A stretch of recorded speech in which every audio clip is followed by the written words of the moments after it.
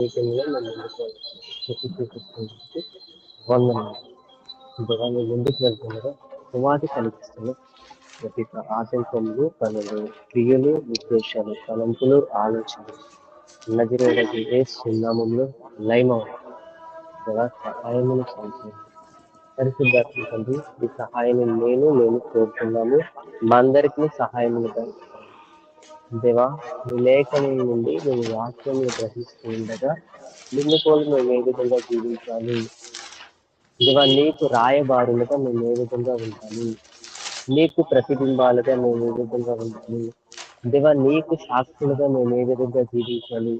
దేవా ఈ రోజు మేము వెలుగుకు సాక్షులుగా ఉన్నామా, చీకటికి సాక్షులుగా ఉన్నామా, పాపానికి సాక్షులుగా ఉన్నామా, పరిశుద్ధతకు సాక్షులుగా ఉన్నామా, మీకు సాక్షులుగా ఉన్నామా లేదా అపవాదికి సాక్షులుగా ఉన్నామా అని గ్రహించగలిగిన మనసు ఉంచుకొని మాకు దయచేయండి, నడిపిస్తాం. తండ్రి రావాల్సిన ప్రతి ఒక్క బిడ్డను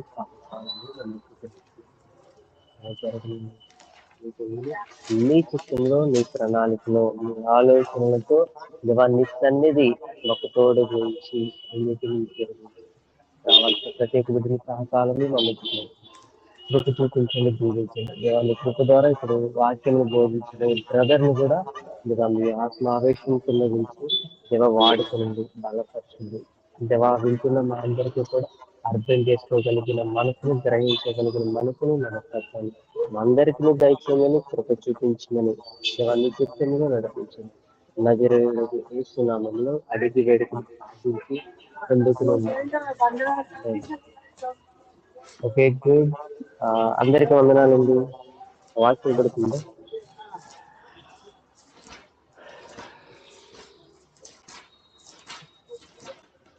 ఒకరికి వెళ్ళిపడుతుందా? అంటే ఏమన్నా బ్రేక్ అవుతుందండి. Okay, thank you. ఈరోజు వాక్యాన్ని మనకి బ్రదర్ సతీష్ గారు వాక్యాన్ని అందిస్తారు. అవకాశం ఉన్నవారు ఎవరైనా ఒకరు ఒక పల్లవి చరణం పాడగలరు.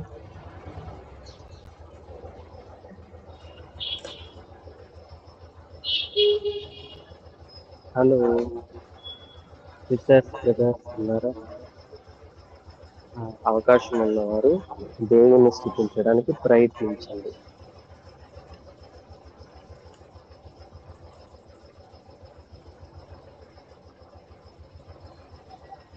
ఓకే, సరే. నా వాయిస్ వినపడుతుంది మీకు?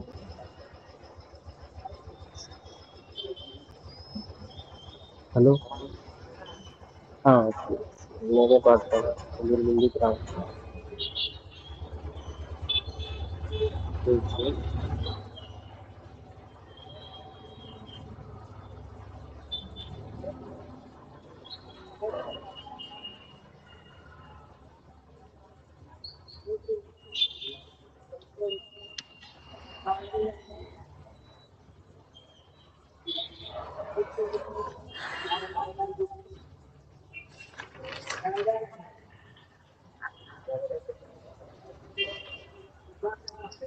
ఓకే, దేవుని స్థుతిద్దామండి. ప్రతి ఒక్కరికి కలిసి ఒక అలవేచారం పాడుతున్నాము.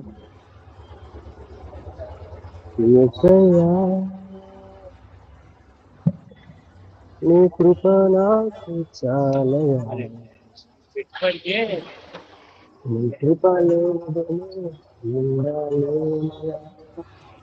ఏసయ్యా, నీ కృప నాకు చాలయా, నీ కృప లేనిదే బ్రతుకాలేనయా. ప్రతి ఒక్కరు కలిసి పాడదాం. నీ కృప లేని క్షణం, నీ దయ లేని క్షణము నేను ఊహించలేను. నీ కృప లేని క్షణం, నీ దయ లేని క్షణము నేను ఊహించలేను. యేసయ్యా, నీ కృప నాకు చాలయా, నీ కృప లేనిదే ఉండలేనయా. యేసయ్యా, నీ కృప నాకు చాలయా, నీ కృప లేనిదే బ్రతుకాలేనయా. మహిమను విడచి మహిలోకి దిగి వచ్చి మార్గముగా మారి మనిషిగా మార్చావు. మహిమే నీవు మాధుర్యము చేసి మాదిరి చూపి మరో మహిమను విడచి మహిళకి దిగి వచ్చి మార్గముగా మారి మనిషిగా మార్చావు. మహిమే నీవు మాధుర్యము చేసి మాదిరి చూపి మాదిరి వయ్యావు. మహిలో నేను మహిమను పొందా మహిమగా మార్చింది నీ కృపా.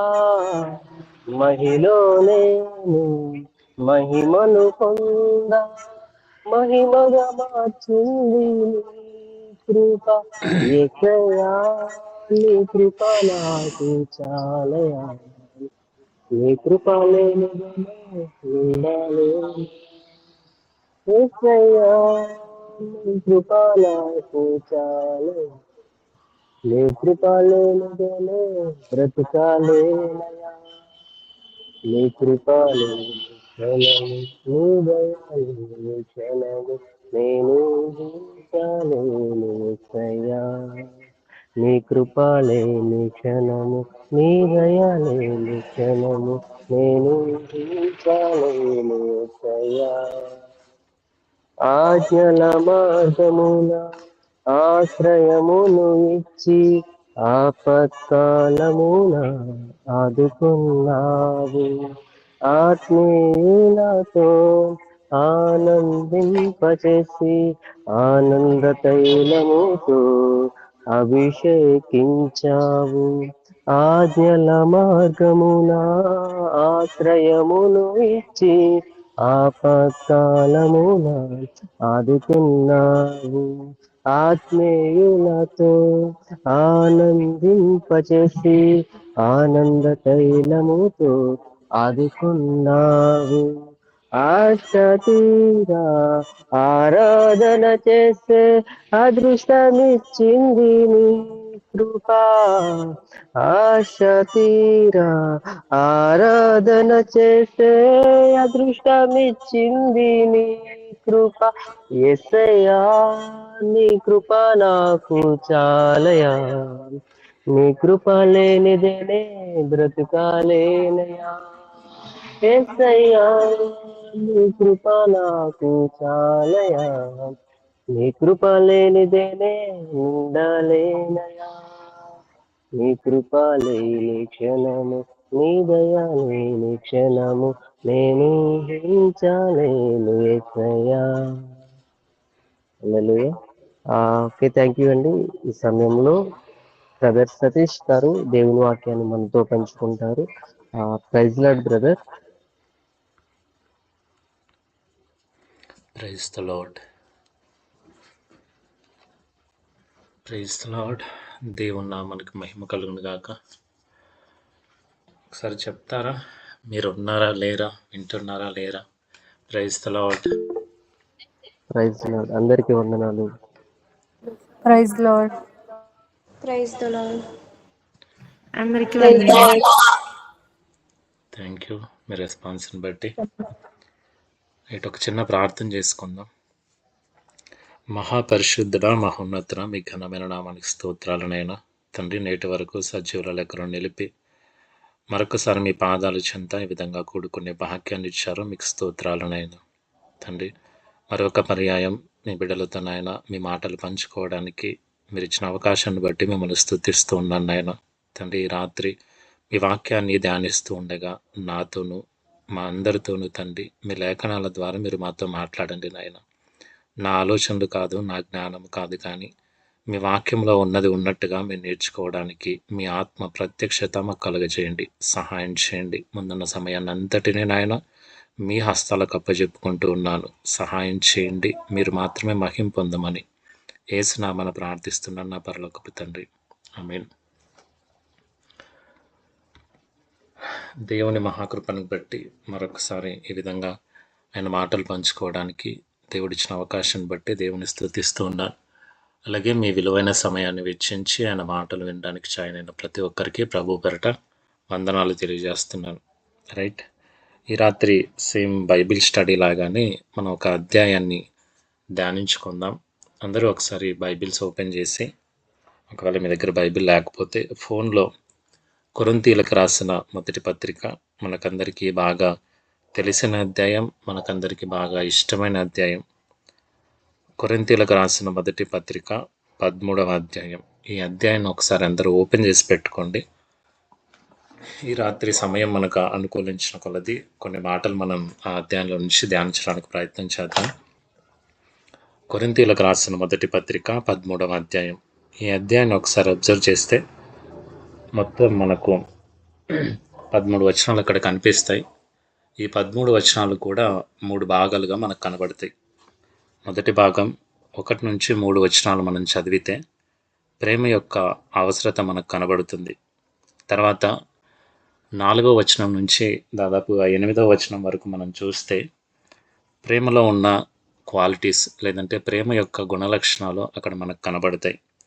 8 నుంచి 13 వచనాలు మనం చూస్తే ప్రేమ యొక్క స్థిరత్వం గురించి, ప్రేమ యొక్క శాశ్వతత్వం గురించిన వచనాలు మనకు కనబడతాయి. ఇప్పుడు ప్రజెంట్ డేస్లో మనం ఎక్కడ చూసినా మనకు వినబడే ఈ మాట ప్రేమ.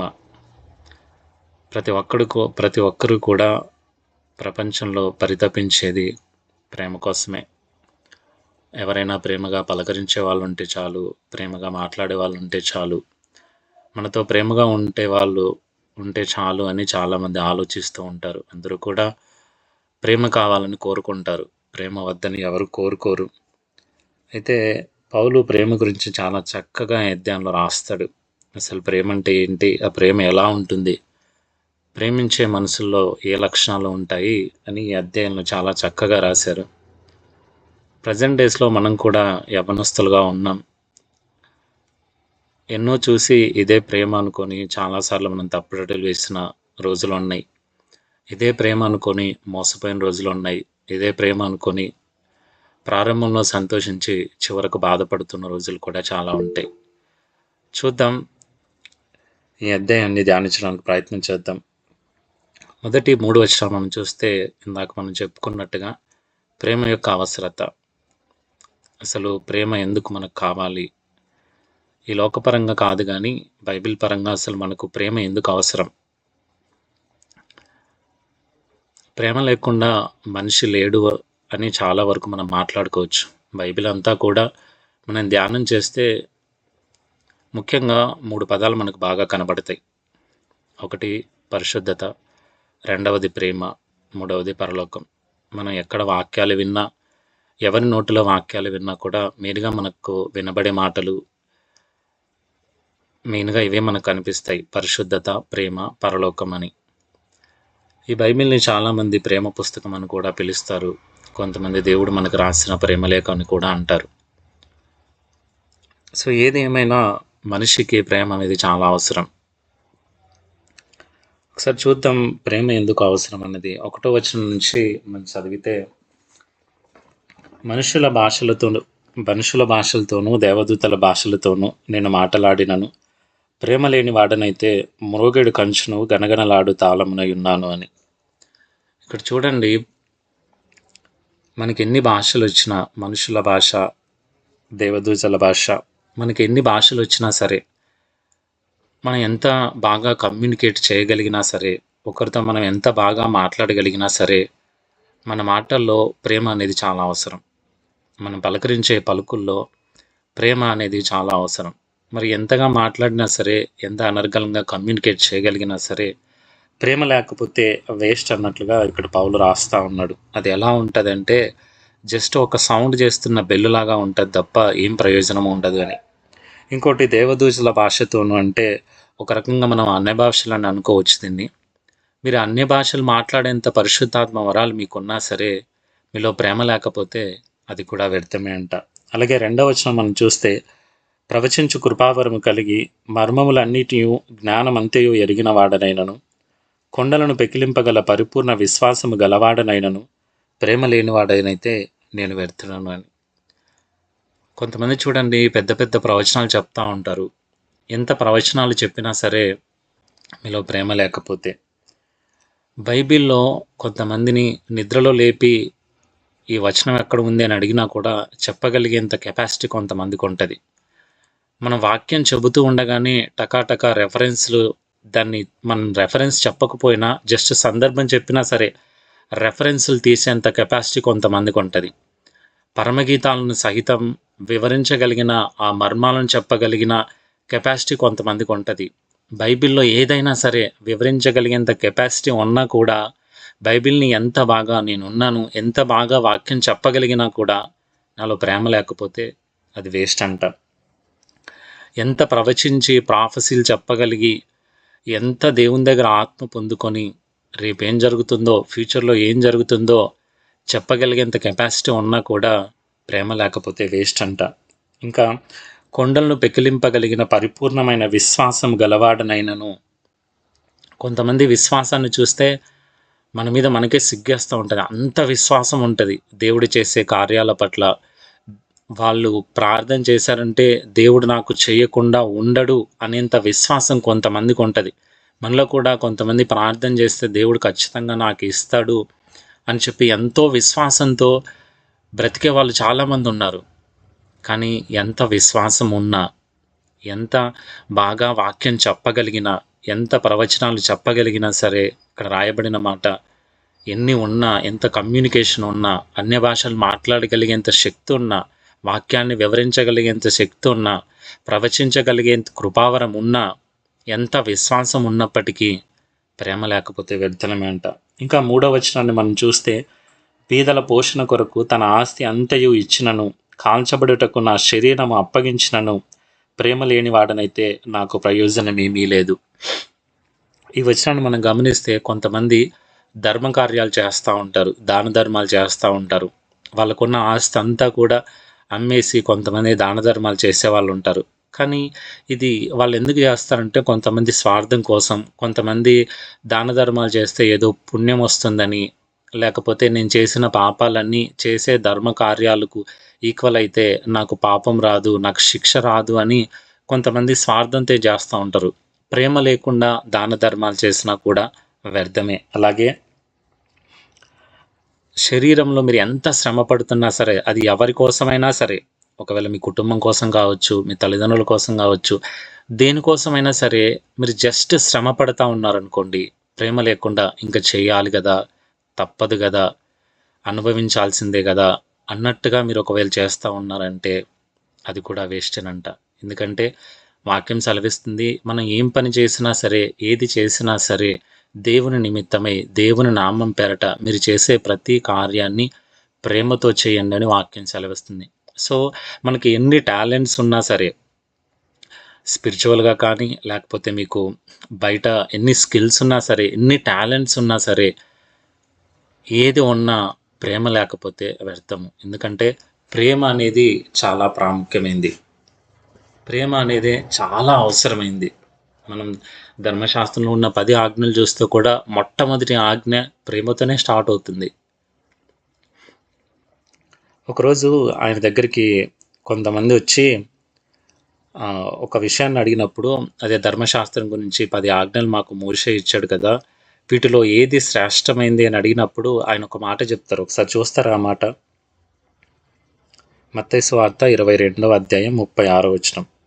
మత్తయి రాసిన సువార్త 22:36.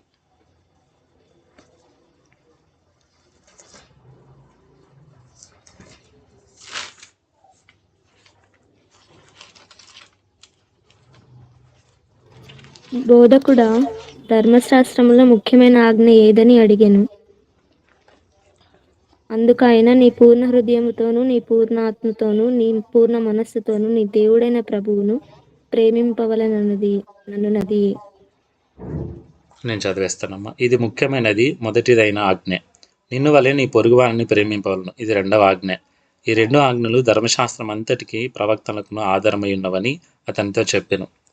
ఇక్కడ చూడండి, ఆయన దగ్గరకు ఈ సందర్భం మనకు బాగా తెలుసు. అయితే యేసుక్రీస్తు వారు స్వయాన ఆయన ఇచ్చిన ఆన్సర్లో మనకు రెండింటిలో కనబడేది కూడా ప్రేమ. ఒకటి దేవుని పట్ల మనకు ఉండాల్సిన ప్రేమ, రెండవది ఈ లోకంలో ఉన్న మనుషులతో మనకు ఉండాల్సిన ప్రేమ. సో మెయిన్గా మనకు ఉండాల్సింది ప్రేమ. ప్రేమ అనేది చాలా ప్రాముఖ్యమైనది. ఇంకా అలాగే యోహాను కూడా తన పత్రికల్లో రాస్తూ చాలా చక్కగా తన 3 పత్రికల్లో కూడా మీరు ఎక్కడైనా చూడండి ఎక్కువగా మీకు కనబడే మాట ప్రేమ. ప్రేమ ప్రేమ ప్రేమ అనే వచనాలే కనబడతాయి.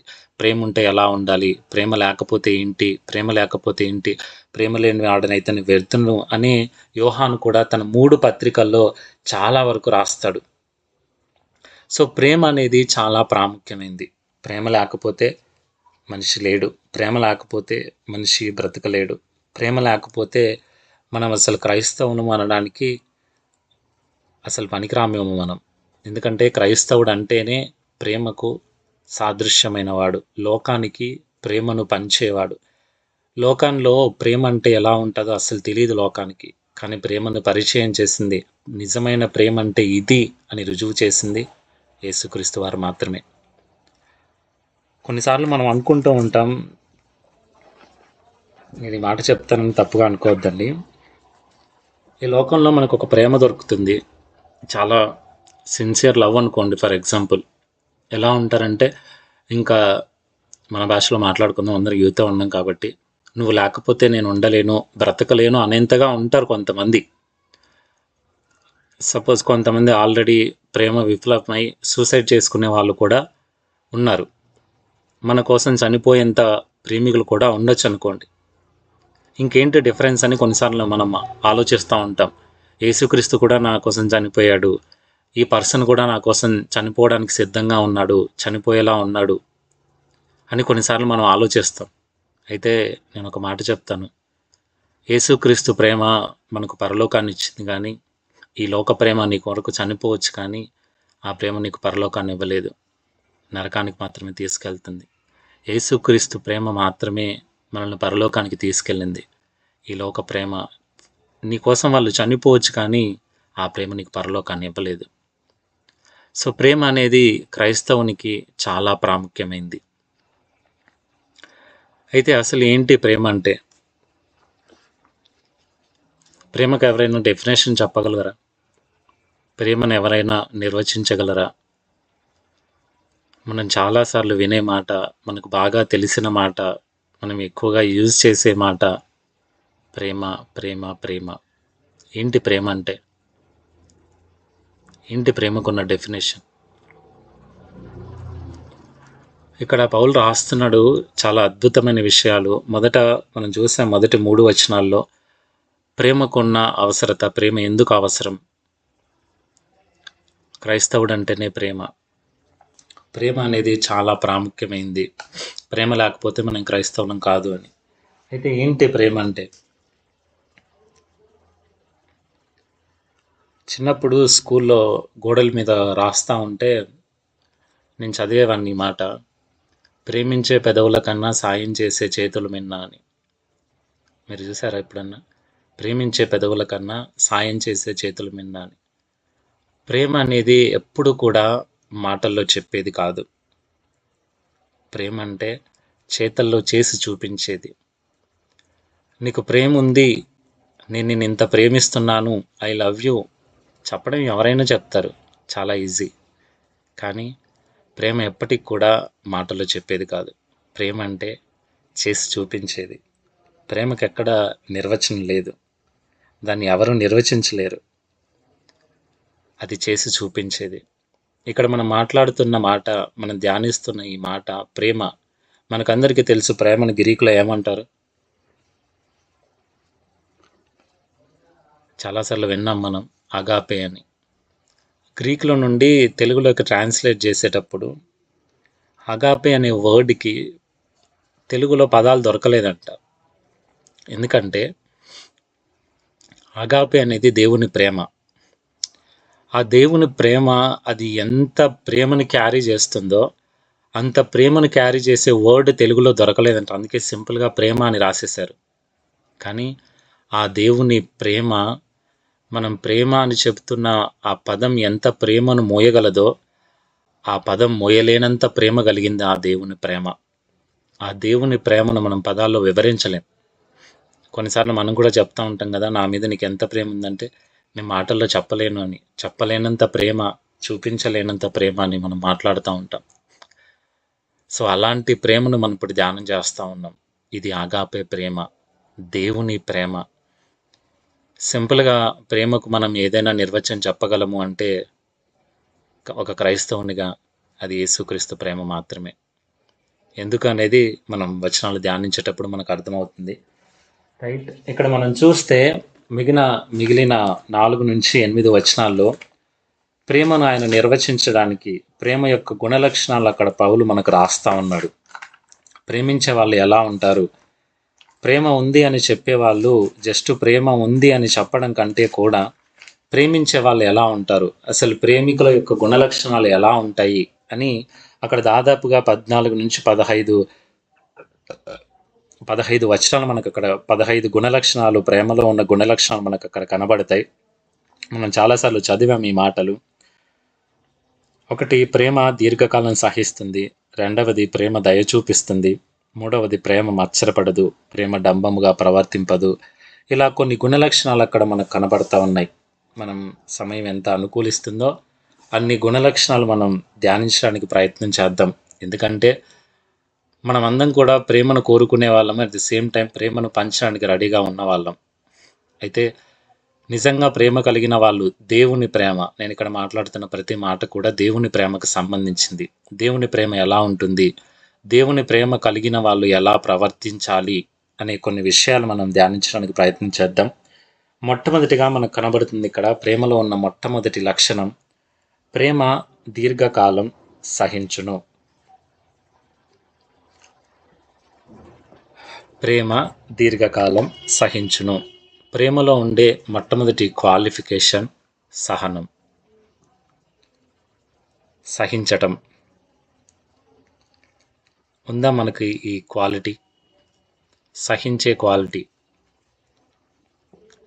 ఎందుకు ఎక్కువగా యూత్ డిప్రెషన్లోకి వెళ్ళిపోతారు? ఎందుకని ఎక్కువగా ఆత్మహత్యలు జరుగుతూ ఉన్నాయి? క్షణికావేశం అంటారు. ఎందుకురా వాడిని కొట్టావంటే, అసలు నేను ఎందుకు కొట్టానో నాకు కూడా తెలియదురా. ఎందుకురా మీ అమ్మను నాన్నని ఇలా మాట్లాడేసావు, అంత కోపం ఎందుకు వచ్చిందిరా అంటే, నాకు కూడా తెలీదు, ఏదో ఆ టైంలో అనేసాను. కొన్నిసార్లు మనం ఏం చేస్తున్నాం కూడా మనకే అర్థం కాని పరిస్థితుల్లోకి వెళ్ళిపోతూ ఉంటాం. ఇప్పుడు యూత్ ఎక్కువగా సూసైడ్లు చేసుకోవడానికి కానీ, ఒకటి యూత్ ఎలా తయారవుతున్నారంటే, ఒకటి వాళ్ళని చంపుకుంటున్నారు, లేదంటే పక్కన వాళ్ళని చంపేస్తూ ఉన్నారు. మొత్తం ఇదే అయిపోతుంది. ఒకటి వాళ్ళకై వాళ్ళు చనిపోతున్నారు, సూసైడ్ చేసుకుంటున్నారు, లేదంటే హత్యలు చేస్తున్నారు. ఆత్మహత్య ఆర్ హత్య. ప్రపంచం అంతా కూడా ఎందుకు ఇలా తయారైపోయింది? మనుషుల్లో ప్రేమ కరువైపోయింది. ప్రేమలో ఉండే ఆ సహనము అనేది తక్కువైపోయింది. ఇప్పుడు అంతా కూడా వెయిట్ చేయాలంటే ఎవరికి టైం లేదు. 2 నిమిషాలు రెడ్డి సిగ్నల్ పడితే కూడా ఆగలేని పరిస్థితి. అడ్డదిడ్డంగా వెళ్ళిపోయి సిగ్నల్ క్రాస్ అయిపోయి వెళ్ళిపోయి యాక్సిడెంట్లు అయ్యి ప్రాణాలు కోల్పోతున్న పరిస్థితుల్లో మనం ఉన్నాం. వంట చేసుకునేంత టైం లేక ఫాస్ట్ ఫుడ్కి అలవాటు పడిపోయాం. ఇంకా ఎక్కువైతే ఆర్డర్లకు అలవాటు పడిపోయాం.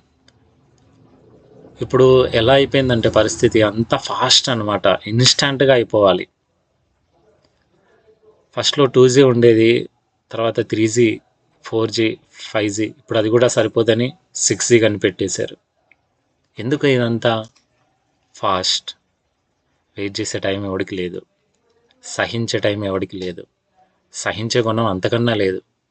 ఎందుకు ఇన్ని హత్యలు జరుగుతున్నాయి? ఎందుకు ఇన్ని ఆత్మహత్యలు జరుగుతున్నాయి? ఎందుకు ప్రపంచం అంతా, మెయిన్గా మన భారతదేశాన్ని చూస్తే ఎందుకు ఇంత విచ్చలవిడిగా అయిపోయింది? రోడ్డు మీద తిరుగుతూ ఉన్నప్పుడు అన్నీ అబ్జర్వ్ చేస్తూ ఉంటాను. కొన్నిసార్లు అనిపిస్తుంది, అదే ఒక్క నిమిషం ఆగలేరా? రోడ్డు మీద వెళ్ళేవాళ్ళు ఒక్క నిమిషం ఆగలేరా? ఎవడి తొందర వాడిదే, ఎవడి పరుగు వాడిదే. సహించే ఆ మనస్తత్వమే మనుషుల్లో కరువైపోయింది. అసలు ఎందుకు ఇలా ప్రపంచం తయారైపోతుందో?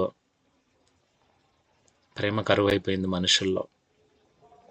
ప్రేమ లేక సహించే ఆ గుణం కరువైపోయింది. అందుకే తల్లిదండ్రులు ఏదైనా ఒక మాట అంటే కూడా భరించలేక సూసైడ్ చేసుకునే వాళ్ళు ఉన్నారు. ఒకప్పుడు ఏం చేసేవాళ్ళు అంటే తల్లిదండ్రులు ఏదైనా అంటే ఇంట్లో నుంచి పారిపోయేవాళ్ళు. కానీ ఇప్పుడు ఇంట్లో నుంచి కదా లోకంలో నుంచి పారిపోతున్నారు. ఒకప్పుడు మార్కులు తక్కువ వస్తే అరే ఇప్పుడు కాదులే నెక్స్ట్ మళ్ళీ రాసుకోవచ్చులే అని ఆలోచించేవాళ్ళు. కానీ ఇప్పుడు ఏం చేస్తారు తెలుసా, ఎగ్జామ్లో ఫెయిల్ అయిపోయారు. మార్నింగ్ జగదీష్ గ్రూప్లో మెసేజ్ పెట్టగానే నాకు ఇదే గుర్తొచ్చింది, ఇంటర్ ఎగ్జామ్స్ స్టార్ట్ అయిపోయాయని.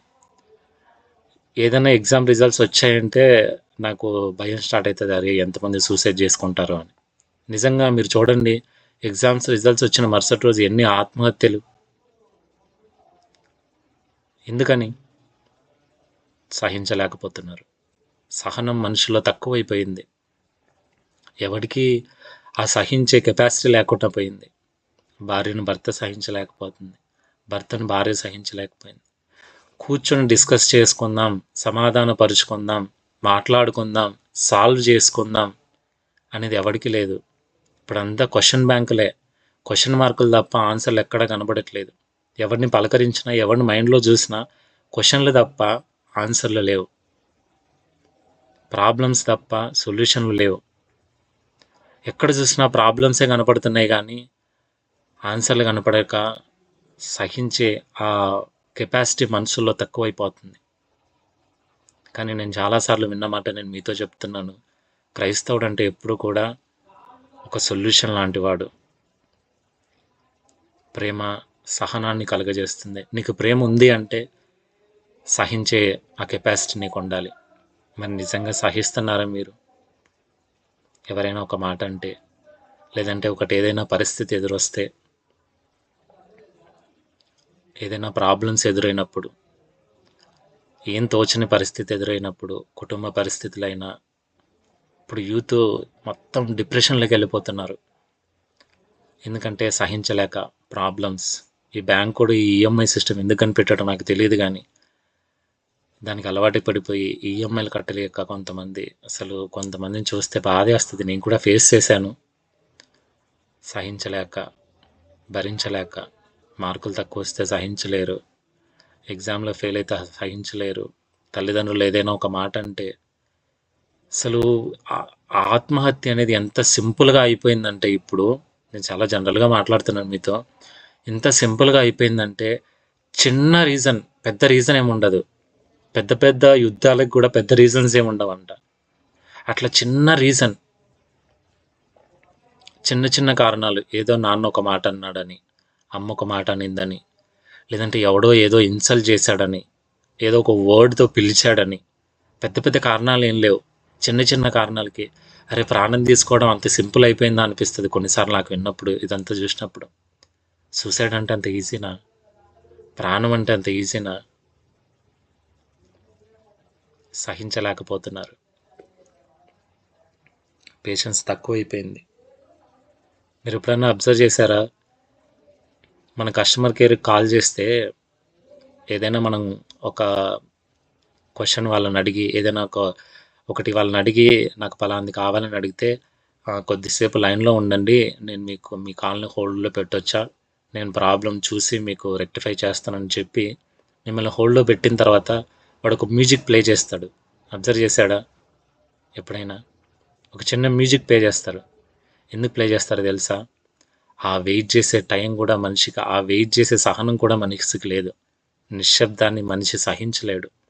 నిశ్శబ్దంగా ఉంటే మీరు సహించలేక కాలు కట్ చేస్తారేమో అని చెప్పి మిమ్మల్ని ఆ సహనాన్ని గురి చేయడానికి వాడు కాలు ఒక ట్యూన్ ప్లే చేస్తాడు, ఒక మ్యూజిక్ ప్లే చేస్తాడు. ఎందుకంటే ఆ నిశ్శబ్దాన్ని కూడా మీరు సహించలేరని.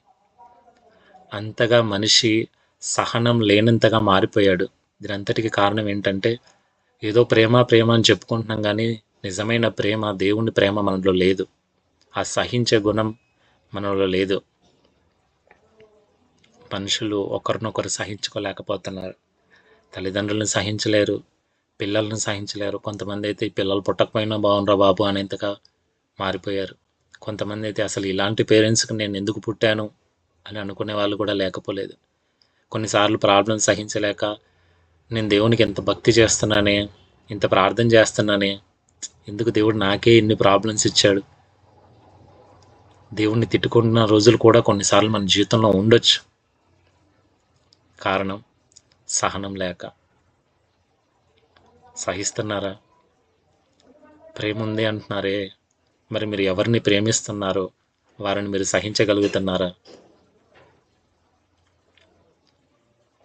దేవుడు చూడండి, నేను మీకు స్టార్టింగ్లోనే చెప్పాను, ప్రేమకు ఏదైనా నిర్వచనం ఉంది అంటే అది యేసుక్రీస్తు మాత్రమే. ఎందుకంటే ఆయన మనల్ని సహిస్తూ ఉన్నట్టుగా సహించారు, సహిస్తూ ఉన్నారు, సహించబోతూ ఉన్నారు. ఆయన మనల్ని సహిస్తూ ఉన్నట్టుగా ఈ లోకంలో ఇంకెవరూ మనల్ని సహించలేరు.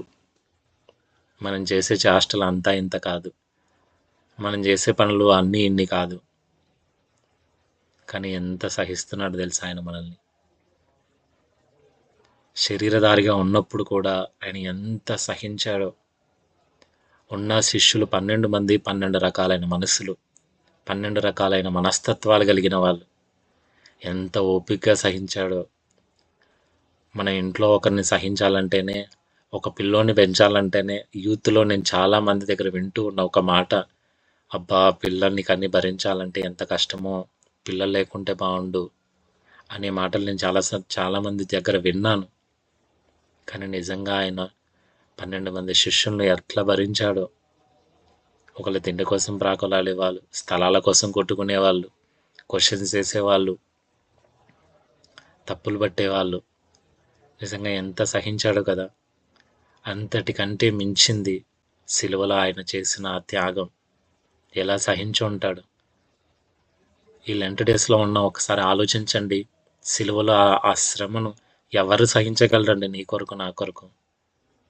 కొన్నిసార్లు మన తల్లిదండ్రులే మనం భరించలేక, నా కడుపును చెడబుట్టావు కదరా అని తిట్టేవాళ్ళు ఉంటారు. కొన్నిసార్లు భరించలేక నువ్వు పురుట్లోనే చచ్చిపోయింటే బాగుండు అనేసార్లు కూడా మనం విన్న పరిస్థితులు ఉంటాయి. కొన్నిసార్లు చాలామంది మనల్ని తృణీకరిస్తూ ఉంటారు, మనం సహించలేక, మనం చేసే చిన్న చిన్న తప్పులు సహించలేక. కానీ మన కొరకైన ప్రాణం పెట్టాడే. నిజంగా ఆయన ప్రేమ ఎంత గొప్పది కదా. ఎవరు సహించగలరు? ఈ శ్రమలు ఉన్నాయే, బైబిల్లో ఒక మాట ఉంటుంది, మనం సహిస్తున్న ఈ శ్రమలు, మనం అనుభవిస్తున్న ఈ కష్టాలు, యేసుక్రీస్తు మిగిల్చిన వాటిలో కొన్నే మనం సహిస్తున్నామంట. ఆల్మోస్ట్ ఆయన ఫినిష్ చేశాడు 99%. మనం పడాల్సిన కష్టాలు, మనం పడాల్సిన శ్రమలు 99% ఆయన సహించేశాడు. కానీ మిగిలిన 1% మనకి లోకంలో ఇచ్చిపోయాడంట. పౌలు అంటాడు, క్రీస్తు మిగిల్చిన శ్రమల్లో కొన్నిటిలో మాత్రమే మనం పాలు భాగస్థులమయ్యాం. యాక్చువల్గా మనం చేసిన పాపాలకి, మనం చేసిన ఈ అపరాధాలకి మనం పడాల్సిన కంప్లీట్ 100% శ్రమని ఆయన పడేశాడు, ఆయన అనుభవించేశారు, ఆయన సహించేశారు సిలువలో. కానీ మిగిలిన ఈ కొంచెం కూడా మనకెందుకు మిగిల్చారో తెలుసా? మనం దేవునికి దూరం కావద్దని, మనం దేవుణ్ణి మర్చిపోకూడదని. ఒక భక్తుడు పాట రాస్తుంటాడు, శిక్షకు కావే శోధనలన్నీ ఉన్నత స్థితిలో నన్ను నిలుపుటకే అని. నిజంగా ఆ మాట చాలా బాగా నచ్చింది నాకు. మనం పడుతున్న ఈ శోధనలు మనకు శిక్షకు కావు, ఉన్నత స్థితిలో మనం నిలబడడానికి, దేవునిలో మనకున్న ఆ రిలేషన్షిప్ మనం వదిలిపెట్టుకోకుండా ఉండడానికి. ఎందుకంటే మనిషి నైజం ఎలాంటిదంటే, ఉన్నప్పుడు ఊగిపోతాడు, లేనప్పుడు అడ్డంగా పడుకునేస్తాడంట. ₹1 మన దగ్గర ఉందంటే నన్ను మించినోడు లేడు అన్నట్టుగా మనం ప్రవర్తిస్తాం. అరే దేవుడు లేడు, గీవుడు లేడు, నాకు ఇంత ఉంది, దేవుడే అవసరం. మనం దేవుణ్ణి కూడా ఎందుకు కోరుకుంటామంటే, చాలా వరకు మన అవసరాల కోసమే దేవుని దగ్గరకు వచ్చే వాళ్ళు చాలామంది ఉన్నారు. అందుకే దేవునికి మనం దూరం కాకూడదని కొన్ని మనం భరించదగినవి మాత్రమే ఆయన మనకు పెట్టాడు. కానీ అవి కూడా మనం భరించలేకపోతే, అవి కూడా మనం సహించలేకపోతే ఇంకేం ప్రేమ ఉన్నట్టు మనకు దేవుని దగ్గర? ఇంకేం ప్రేమిస్తున్నట్టు మనం? యేసయ్యా నిన్ను ప్రేమిస్తున్నాను అని పాట పాడడం మాత్రమేనా? ఐ లవ్ యూ జీసస్ అనే మాటలు మాత్రం చెప్పడమేనా? మరి ఆయన శ్రమల్లో పాలిభాగస్తులు అవ్వాలి కదా. ఆయన ఇచ్చిన పనిలో మనం పాలిభాగస్తులం అవ్వాలి కదా. దేవుడు మనకు అప్పగించిన మనుషులను మనం సహించాలి కదా. దేవుడు నిన్ను ఏ స్థితిలో పెట్టాడో, ఏ పరిస్థితిలో పెట్టాడో ఆ పరిస్థితిని, ఆ స్థితిని నువ్వు సహించాలి కదా. సహించలేకపోతున్నావంటే, భరించలేకపోతున్నావంటే దేవుని ప్రేమ మనలో ఉన్నట్ట? దేవుణ్ణి మనం ప్రేమిస్తున్నట్టేనా? కొన్నిసార్లు చూడండి, కొంతమంది దగ్గర నేను విన్న మాట నేను మీకు జ్ఞాపకం చేస్తున్నాను. సహిస్తారు. ఎంతవరకు సహిస్తారంటే, నా తప్పు లేకపోతే ఎంతైనా పడతాను, నా తప్పు లేకపోతే కొట్టినా పడతాను, నా తప్పు లేకపోతే తిట్టినా పడతాను, కానీ నా తప్పు లేదంటే మాత్రం ఒక్క మాట కూడా పడను. ఎప్పుడైనా అన్నారా? నా తప్పు లేకపోతే నేనెందుకు మాటలు పడాలి, నా తప్పు లేకపోయినా నేనెందుకు శిక్ష పడాలి? యేసుక్రీస్తు ఏ పాపం చేశారని ఆయన సిలువనెక్కాల్సి వచ్చింది? యేసుక్రీస్తు ఏ తప్పు చేశారని ఆయన కొరడాలతో కొట్టించుకోవాల్సి వచ్చింది? ఆ పిడిగుద్దులు ఎవరి కోసం? ఆ ఉమ్మి వేయించుకోవడం ఎవరి కోసం? ఆ కొరడా దెబ్బలు ఎవరి కోసం? ఆయన ఏ తప్పు చేయలేదే, ఆయన ఏ పాపం చేయలేదే, కానీ ఎందుకోసం? మరి ఆయన గుణలక్షణాలు పొందుకున్న మనం కొన్నిసార్లు తప్పు చేయకపోయినా మన మీదకి శిక్ష రావచ్చు. కొన్నిసార్లు మనం ఏ పాపం చేయకపోయినా, కొన్నిసార్లు ఏ తప్పు చేయకపోయినా మనం శ్రమ పడాల్సి రావచ్చు. అయినా సరే యేసుక్రీస్తు ప్రేమ మీలో ఉందంటే సహించండి. తగిన టైం వస్తుంది.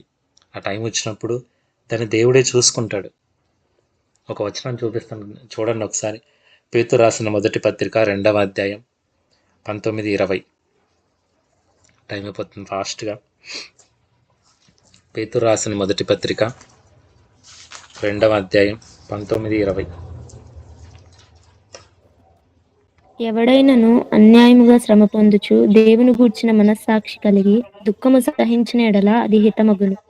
తప్పిదమునకై దెబ్బలు తిన్నప్పుడు మీరు సహించిన ఎడల మీకేమి ఘనము? మేలు చేసి బాధపడినప్పుడు మీరు సహించిన ఎడల అది దేవునికి హితమగును. ఇందుకు మీరు పిలువబడితిరి. దీన్ని నేను ఎక్స్ప్లెయిన్ చేయాల్సిన అవసరం లేదనుకుంటాను.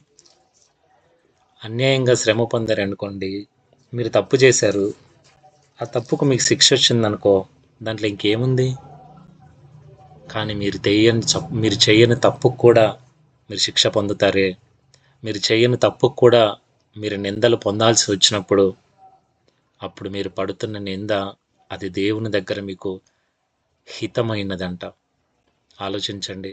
మీరు తప్పు చేయకపోయినా సరే కొన్నిసార్లు మనం సహించాల్సి రావచ్చు. కొన్నిసార్లు మనం ఆ నింద మన మీద వేసుకోవాల్సి రావచ్చు. అలాంటి పరిస్థితుల్లో కూడా సహించడానికి ప్రయత్నం చేయండి. కాదు మన వల్ల, దేవుని సహాయాన్ని అడగండి. మీరు తప్పు చేసి దెబ్బలు తింటే దాంట్లో మీకేం ఘనం? మీ గొప్పతనం ఏముంది దాంట్లో? మీరు తప్పు చేసి శిక్షను అనుభవిస్తే దాంట్లో మన గొప్పతనం ఏముంది? కానీ మీరు మేలు చేసి కూడా బాధపడాల్సి వస్తే,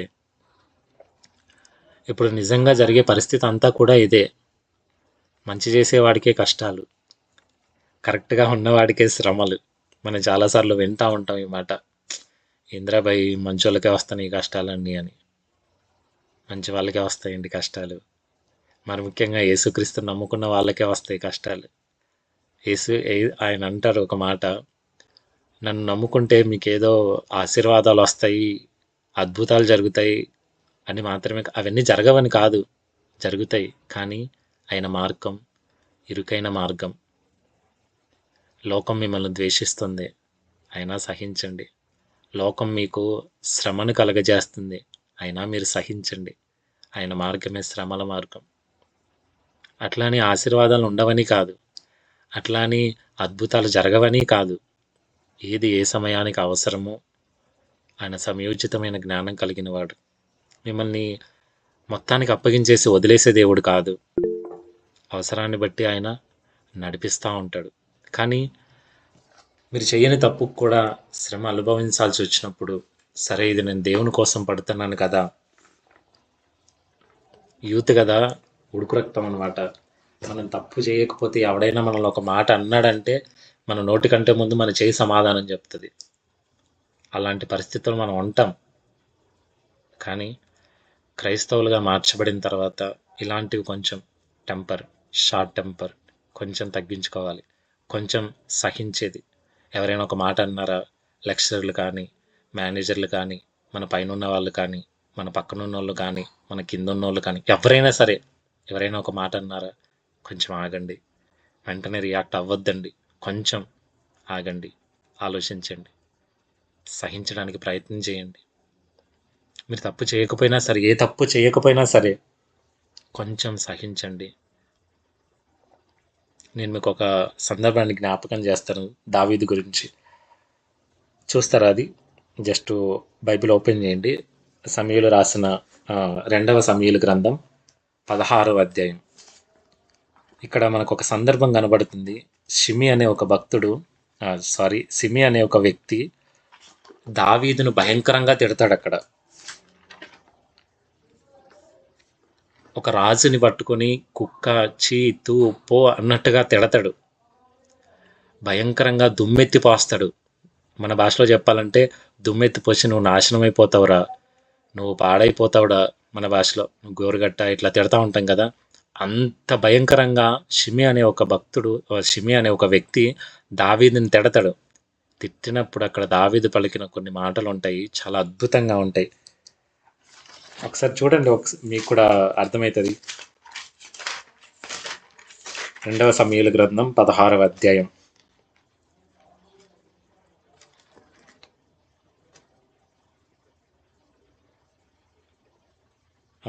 నేను మీకు ఈ సందర్భం అంతా చెప్పాను కదా. అక్కడ షిమి అనే ఒక వ్యక్తి తిడతా ఉన్నాడు దావీదుని, చీపోతు అని, దుర్మార్గుడా చీపో అని తిడతా ఉన్నప్పుడు ఆ తిట్లన్నీ విన్న దావీదు పక్కన కొంతమంది ఉంటారు. వాళ్ళు అంటారు దావీదుతో, నువ్వు ఒక్క మాట సెలవయ్యా, వాడు చచ్చిన కుక్కలాంటి వాడు, నువ్వు ఒక్క మాట సెలవియ్యి, వాని తల మొండం వేరు చేస్తాం మేము. చచ్చిన కుక్కలాంటి వాడు, దావీదువైన నిన్ను, రాజువైన నిన్ను వాడు శపించడానికి వాడు ఏ పాటి వాడు, ఒక్క మాట మన భాషలో చెప్పాలంటే నువ్వు అనన్నా వేసేస్తావాన్ని అన్నట్టుగా పక్కనున్న వాళ్ళు అంటా ఉంటే, అప్పుడు దావీదు పలికిన మంచి మాటలు, యెహోవా సెలవిచ్చున్నాడు గనక వానిని శపింపనీయుడి, యెహోవా నా శ్రమను లక్ష్యపెట్టునేమో, వాడు పలికిన శాపమునకు బదులుగా యెహోవా నాకు మేలు చేయునేమో. ఆలోచించండి, ఎవరైనా మిమ్మల్ని తిడుతూ ఉంటే మీరు ఈ మాటలు పలకగలరా? ఎవరైనా మిమ్మల్ని శపిస్తూ ఉంటే మీరు ఈ మాటలు పలకగలరా? నువ్వు ఏ తప్పు చేయలేదు, నువ్వు అసలు ఏం తప్పు చేయకపోయినా నీ పక్కనున్నోడు నేను తిడతన్నాడు అనుకోండి, ఈ మాటలు మనం పలకగలరా? ఆలోచించండి. మనలో ఎంత ఉంది సహన గుణం, ప్రేమ ఉంది అని మనం చెప్పుకుంటున్నామే. ప్రేమిస్తున్నాను, దేవుని నేను ప్రేమిస్తున్నాను అని చెప్పుకుంటున్నామే. మరి ఎంతగా మీరు సహించగలుగుతున్నారు వాళ్ళు చేసే చేష్టలను బట్టి? మీరు చిన్నపిల్లలుగా ఉన్నప్పుడు చూడండి, మీరు ఏ పని చేసినా సరే పేరెంట్స్ అంత ఈజీగా కోపపడరు, చాలా వరకు సహిస్తారు. మీరు వాళ్ళని కొట్టినా, వాళ్ళు తినే అన్నంలో మీరు ఏదైనా వేసినా, వాళ్ళ ప్లేట్లో ఏం చేసినా సరే, వాళ్ళకి అది ఎంత కోపం తెప్పించే పరిస్థితి అయినా సరే వాళ్ళు కోపం తెచ్చుకోరు, సహిస్తారు. ఎందుకంటే వాళ్ళు చిన్నపిల్లల్ని ప్రేమిస్తున్నారు కాబట్టి. మనం ఇన్ని చేసినా ఇంకా ఇలా బ్రతుకుంటున్నాం, బట్టగడుతున్నాం అంటే అది దేవుని ప్రేమ. లేకపోతే మనం చేసే చేష్టలకి మనం బ్రతుకుండడానికి అసలు అర్హులమే కాదు. మనం చేసే మ్యాజిక్లు జిమ్మికులు అన్నీ ఇన్ని కావుగా. రైట్, టాపిక్లోకి వద్దాం మనం. సో నీలో ప్రేమ ఉంది అంటే సహించే ఆ గుణం ఉండాలి. మరి సహిస్తున్నారా? డిప్రెషన్లోకి వెళ్ళిపోతున్నారా? సహిస్తున్నారా? లోపల పగ ప్రతీకారాలు పెట్టుకుంటున్నారా? ఇది నీ టైం రా, నా టైం వచ్చినప్పుడు చెప్తాను ఈ సంగతి, నాకు ఒక టైం వస్తుంది, ప్రతి కుక్కకు ఒక రోజు వస్తుంది, అప్పుడు చెప్తాను ఈ సంగతి అన్నట్టుగా అనుకుంటూ ఉన్నారు. సహించండి. నిజంగా సహించేవాడికి ఏ శత్రువులు ఈ భూమి మీద ఉండరండి. అసలు నిజంగా ఒకరినొకరు సహించుకుంటే ప్రపంచం అంతా ఎంత సమాధానంగా ఉంటుంది కదా. కుటుంబంలో ఏ గొడవలు ఉండవు కదా, మనుషుల మధ్య ఏ గొడవలు ఉండవు కదా. ఏదైనా ఒక మాట అంటే, అరే నువ్వే కదరా, నువ్వు కాకపోతే ఇంకెవరంటారు, నన్ను కొట్టినా తిట్టినా నువ్వే కదా అని ఎప్పుడైనా ఆలోచించారా? కుటుంబంలో వాళ్ళు ఒక మాట మనల్ని అన్నారంటే, వీళ్ళు కాకపోతే ఇంకెవరంటారు, నీ మీద అధికారం ఉంటేనే కదా నిన్ను అంటారు, నీ మీద ఆ కన్సర్న్, ఆ రెస్పాన్సిబిలిటీ ఉంటేనే కదా నిన్ను అంటారు, వాళ్ళు నిన్ను ప్రేమిస్తూ ఉంటేనే కదా నిన్ను అంటారు, నీ మంచి కోసమే కదా నిన్ను అంటారు. ఒకవేళ వాళ్ళు నీ చెడు కోసం, ఒకవేళ నీ మీద నిజంగా ద్వేషంతో వాళ్ళు తిట్టారే అనుకోండి, దావీదులాగా ఆలోచించండి. ఒకవేళ ఆ తిట్లకు మీరు అర్హులు కాకపోతే ఆ తిట్లన్నిటిని, ఆ శాపవచనాలన్నిటి కూడా దేవుడు ఆశీర్వాదకరంగా మార్చటకు శక్తి కలిగిన వాడు ఆయన. ఆలోచించండి, సహించడానికి ప్రయత్నం చేయండి. అది ఏదైనా సరే, ఎలాంటి పరిస్థితి అయినా సరే, ఎంత ప్రాబ్లం అయినా సరే, మనకంటూ ఒక రోజు వస్తుంది. దేవుడు మనల్ని అన్యాయంగా విడిచిపెట్టేవాడు కాదు. ఆయన మన నమ్మిన దేవుడు నమ్మదగిన వాడు, న్యాయవంతుడు ఆయన. మీరు ఏ పరిస్థితుల్లో అయినా ఉండొచ్చు. నీ సిచ్యువేషన్ ఏంటో నీకు నీ దేవునికి మాత్రమే తెలుసు. కానీ ఆ పరిస్థితి ఏదైనా సరే సహించడానికి ప్రయత్నం చేయండి. సహించుకుంటూ వెళ్ళండి. ఈ లోకంలో మనకు ఎవరు శత్రువులు ఉండరు. నిజంగా ఈ దేశాల మధ్యన యుద్ధాలు కూడా అసలు ఏమీ ఉండవేమో, యుద్ధం అనే మాటే ఉండదేమో ఒకరినొకరు సహించుకుంటూ పోతే. ఆలోచించండి. సంఘాన్ని, సమాజాన్ని భరించండి, సహించండి. మీ చుట్టూ ఉన్న వాళ్ళందరినీ సహించండి. ఒకవేళ మీలో సహించే కెపాసిటీ కోల్పోయినప్పుడు యేసుక్రీస్తుని జ్ఞాపకం చేసుకోండి. ఆయన నిన్ను నన్ను ఎలా సహిస్తున్నాడో, ఆయన సిలువలో మన పాపాలకు సంబంధించిన ఆ శ్రమలన్నిటినీ ఆయన ఏ విధంగా సహించాడో, ఆయన సహించకపోతే నువ్వు నేను ఈరోజు ఇలా ఉండేవాళ్ళం కాదు. మీలో ఆ కెపాసిటీ తగ్గిపోయినప్పుడు యేసుక్రీస్తుని జ్ఞాపకం చేసుకోండి. యోబును జ్ఞాపకం చేసుకోండి. రైట్. దీంట్లో ఒక మాట మనకు కనబడుతుంది. ప్రేమలో ఉండే ఒక క్వాలిఫికేషన్, ఒక గుణలక్షణం ఏంటంటే సహించును. దానికంటే ముందు ఒక మాట కనబడుతుంది, ప్రేమ దీర్ఘకాలం సహించును.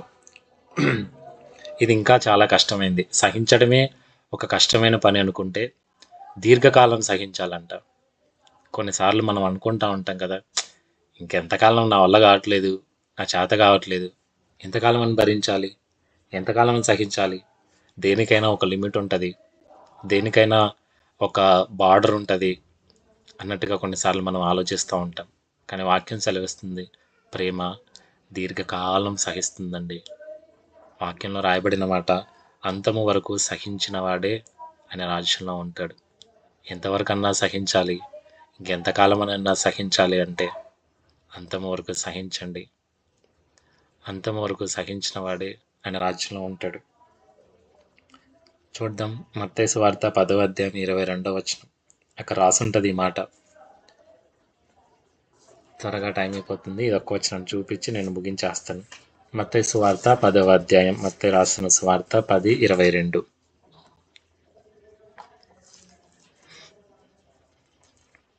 మీరు నా నామము నిమిత్తము అందరి చేత ద్వేషింపబడుదురు, అంతము వరకు సహించినవాడు రక్షింపబడును. ఎంతవరకు సహించాలి? ఇంకా నా వల్ల కావట్లేదు, నా చేత కావట్లేదు అని ఒకవేళ ఆలోచిస్తూ ఉన్నారా?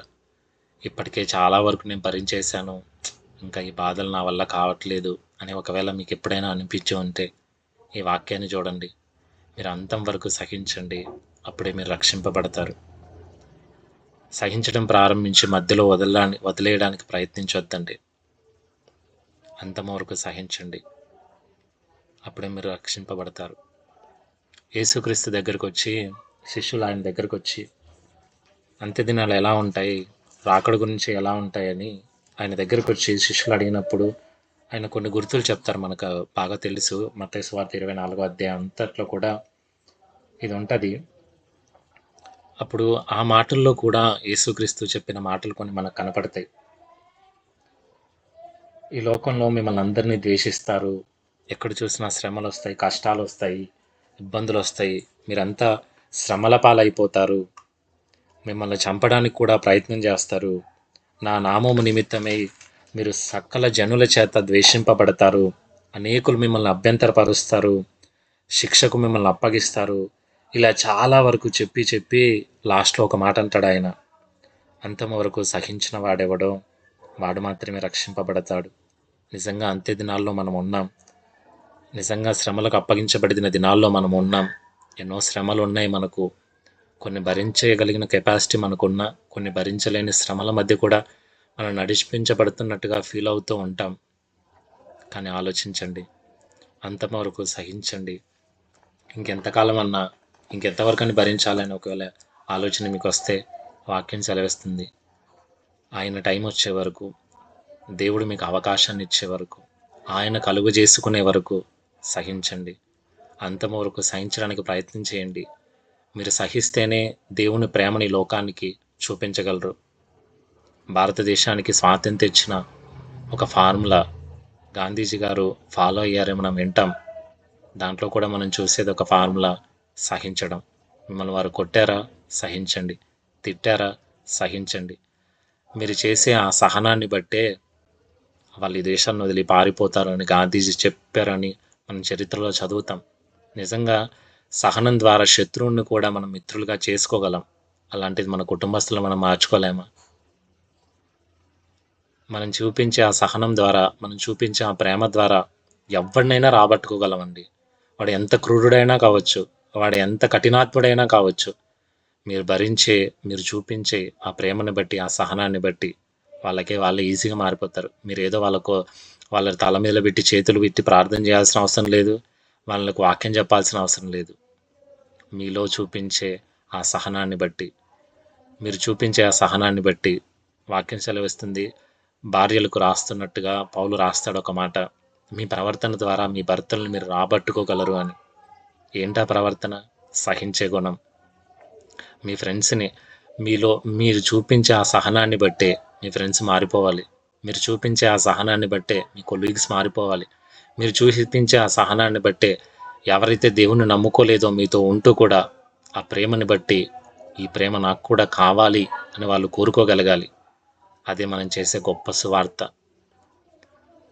ఆలోచించండి, ప్రేమ మనకు చాలా అవసరం. అయితే ఏంటి ఆ ప్రేమ? దేవుని ప్రేమ. ఆ ప్రేమలో ఏముంటుందో తెలుసా? సహనం ఉంటుంది. సహనం ఉంటే సమస్తము మనకు సమాధానమే. సహనం ఉంటే ఆయన మన ప్రార్థనకు సహనం ద్వారా చాలా ఆశీర్వాదాలు కూడా లేఖనాల్లో రాయబడ్డాయి. సహనం ఉంటేనే నీ సాక్ష్యం కాపాడబడుతుంది. సహనం ఉంటేనే మీరు నిష్ఫలులు కాకుండా నిలిచి ఉంటారు. సహనం ఉంటేనే దేవుడు మీకు సమీపంగా ఉంటాడు. సహనం ఉంటేనే దేవుడు మన ప్రార్థన ఆలకిస్తాడు. వీటన్నిటికీ రెఫరెన్సులు కూడా ఉన్నాయి. ఆలోచించండి, సహనం ఉంటేనే మనం ప్రపంచాన్ని జయించగలుగుతాం. ప్రేమ అంటే మాటల్లో చెప్పేది కాదు. ప్రేమను నిరూపించండి, సహించండి. సమస్తాన్ని మీరు స్వాధీనపరచుకోవడానికి అర్హులుగా మార్చబడతారు. ఈ మాటలు దేవుడు మన వినికిడిలో స్థిరపరచును గాక. కళ్ళు మూసుకోండి, చిన్న ప్రార్థన చేస్తాను. మహోన్నతుడా, మహాగణుడా, ప్రేమాస్వరూపి, ప్రేమకు ప్రతిరూపమైన వాడా, మీకు వందనాలు, మీకు స్తోత్రాలునైనా. నిజమైన ప్రేమకు నిర్వచనం మీరు మాత్రమే అయ్యా. ఆ ప్రేమను మీరు ఈ లోకానికి పరిచయం చేశారు. ఆ ప్రేమ ద్వారానే మేము రక్షింపబడ్డాం. ఆ ప్రేమ ద్వారానే మేము బ్రతుకుతూ ఉన్నాం. మీ ప్రేమ లేకపోతే తండ్రి మేము బ్రతకడానికి అర్హులం కాదు నాయనా. ప్రేమ ఎంత అవసరమో మీరు మాకు తెలియజేస్తూ వచ్చారు. అలాగే ప్రేమ ఉంటే సహనం కూడా ఉంటుందని మీ లేఖనాలు మేము ధ్యానిస్తూ వచ్చామయ్యా. కానీ తండ్రి, ఈ లోకంలో మాకు సహించే గుణం లేదు నాయన. చిన్న చిన్న వాటికే కోప్పడిపోతున్నాం. చిన్న చిన్న వాటికే చేయరాని పనులు చేస్తూ ఉన్నాం. చిన్న చిన్న వాటికే ఏదేదో డెసిషన్లు తీసుకుంటూ ఉన్నారు. నేను ఒకవేళ ఈ మాటలు ఎవరైతే విని ఆ క్వాలిటీస్ అన్నిటికీ ఒకవేళ విరుద్ధంగా ఉన్నారేమో, ఒకవేళ ఆ పరిస్థితుల్లో నేను ఉన్నానేమో, మీ కృపలో జ్ఞాపకం చేసుకోండి నాయన. సహించలేని పరిస్థితుల్లో మేము ఉంటే నాయన, మీ మాటల ద్వారా మేము మార్చబడటానికి కృప చూపించండి అయ్యా. మీకు వందనాలు తండ్రి, మీకు స్తోత్రాలు నాయన. మీరు ఏ విధంగా అయితే మమ్మల్ని అందరినీ సహిస్తూ ఉన్నారు, ఏ విధంగా అయితే మీరు సిలువలో మా కొరకు ఆ శ్రమలన్నిటినీ సహించారు నాయన, మేము కూడా ఈ లోకంలో ఉన్న మనుషులను మీ ప్రేమ ద్వారా సహించడానికి, ఆ శ్రమలన్నిటిని మేము సహించి మీ ప్రేమను ఈ లోకంలో ఉన్న వారికి పరిచయం చేయడానికి మీరు మాకు సహాయం చేయండి. అటు కృపనివ్వండి. ఇవన్నీ భరించాలంటే అయ్యా మా వల్ల కాదు నాయన. మీ ఆత్మ సహాయం మాకు కావాలి. ఎన్నోసార్లు సహించలేక వెనకటడుగులు వేస్తూ ఉన్న పరిస్థితుల్లో మేము ఉన్నాం. సహించలేక ఇంకేంటి నా బ్రతికిలా మారిపోయింది, నా బ్రతికింతేనా అనే పరిస్థితుల్లో కూడా మేము ఉన్నామయ్యా. మీ కృపలో జ్ఞాపకం చేసుకోండి నాయన. సహించే ఆ మనసును మాకు ఇవ్వండి. సహించే ఆ శక్తిని మాకు అనుగ్రహించండి. మిమ్మల్ని చూస్తూ ఈ లోకంలో సహనంతో మీ ప్రేమతో సాగిపోయే కృపనివ్వండి. మీకే స్తోత్రాలు. మీ బిడ్డల పరిస్థితులన్నిటినీ మీరు బాగుగా ఎరిగిన దేవుడవ నాయన. సహించే గుణాన్ని ఇవ్వండి, సమయోచితమైన కృపనివ్వండి తండ్రి. ఇంతవరకు మీరు చేసిన సహాయాన్ని బట్టి మిమ్మల్ని స్తుతిస్తూ ఉన్నాను. మీరు మాట్లాడిన ప్రతి మాటను బట్టి మీకు మాత్రమే ఘనత, మహిమ, ప్రభావాలు చెల్లిస్తూ ఉన్నాను. సహాయం చేసి మహిమ పొందినందుకై మరొకసారి మీకు కృతజ్ఞతాస్తుతులు చెల్లిస్తూ ఈ చిన్న ప్రార్థన యేసుక్రీస్తు నామంలో మీ పాదాలకు సమర్పిస్తున్నాను నా పరలోకపు తండ్రి. ఆమేన్, ఆమేన్. Thank you. ఆమేన్.